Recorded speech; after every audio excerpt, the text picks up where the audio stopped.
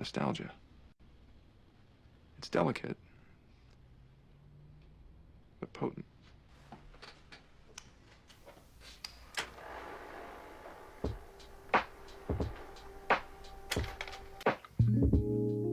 Nostalgia is a powerful thing, and childhood memories and experiences are just as powerful. These are the things that shape and define people that aren't easily forgotten, even at an older age. But growing up is also a natural part of the human experience, and these are the messages that can be seen through Hayao Miyazaki and Studio Ghibli's magnum opus film, Spirited Away, released in Japan in 2001, and then a year later in the United States in 2002. Many people were exposed to that film during that year and became more recognized in American culture after taking home the award for Best Animated Feature in 2003, as it went up against films like Disney's own Lilo and Stitch and Treasure Planet, just to name a few. And the Oscar goes to, let's see, Spirited Away, Hayao Miyazaki. But what made this film special for many, and why I believe it took home the award that night, were its messages of childhood nostalgia and memories, and the lessons learned that matured our main character.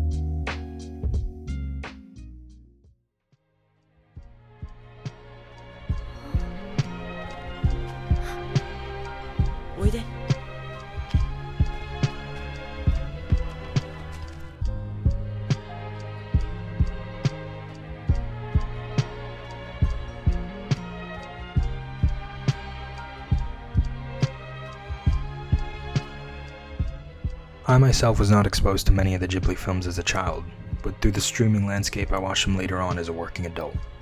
The character of Chihiro is like most children, selfish and complaint-filled, scared yet curious, and finding every figure around them to be bigger in appearance, personality, and authority. And once she finds herself inside the world of the spirits, she still acts in that childlike way, until she gets swept up into a job to buy her and her parents' freedom from that world. Yet, as the film progresses, she learns to become more apologetic, humble, and more thoughtful of herself and others around her.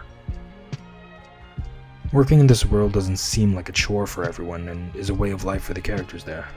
Tasks big or small are carried with the utmost importance. But as they and Chihiro become embroiled in their work, they start to lose their sense of self, to the point of it becoming unrecognizable.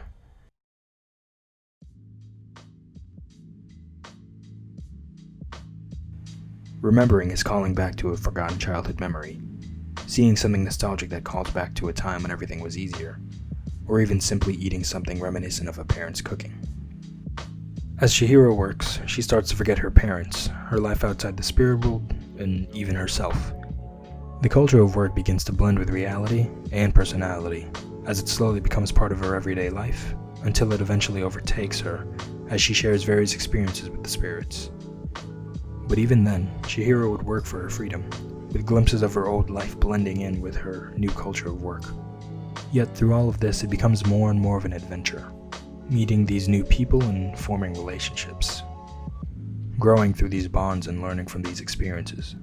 We see the film and journey through the spirit world through Chihiro's eyes.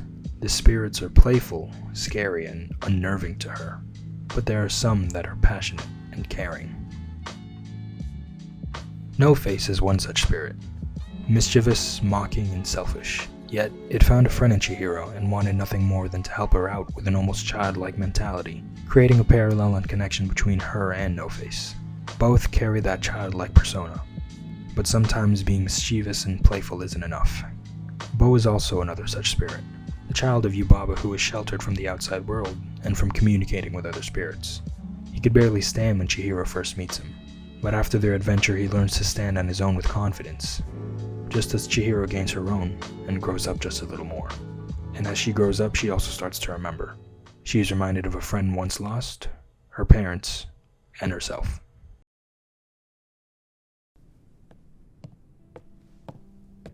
掟のことはハクから聞きました。いい覚悟だ。これはお前の契約書だよ。こっちおいで。もうすぐ終わるからね。大丈夫よ。 By the end of her adventure, her final test was to pick out her parents from a group of beings turned to pigs. If she chose wrong, she and her parents would not gain freedom from the world of the spirits. But she recognizes that none of them are her parents, and is set free from the world that gave her a fantastical adventure. And in the end, she has to say goodbye to her friend and is told not to look back. And when she re-emerges with her parents, we are sent back to the first scene of the film. Chihiro and her parents are walking out of the tunnel and into another new world. A new world filled with new people and new adventures. I viewed her adventure as something out of Chihiro's imagination, having her fears personified through different spirits. No Face being her fear of being mischievous and unliked, Bo being her lack of confidence, and Kohaku being her fear of forgetting her past. And being in this new world scared her. She was scared to live amongst new people, scared to work, scared to forget her old life, and scared to grow up. But after her adventure, all of those fears go away.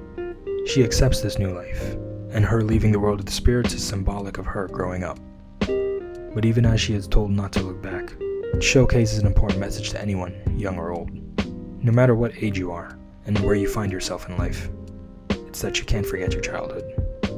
Filled to the brim with memories, good and bad, every day was always an adventure. And one can't help but to look back at one's own adventures and fondly remember it with a nostalgic reverence.